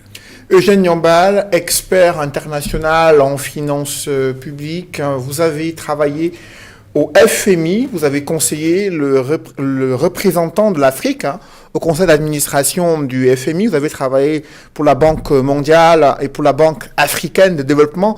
Merci d'avoir accepté notre invitation. Je vous dis également merci, messieurs Duval Fangwa et Armstrong Formy, d'avoir participé à cet entretien.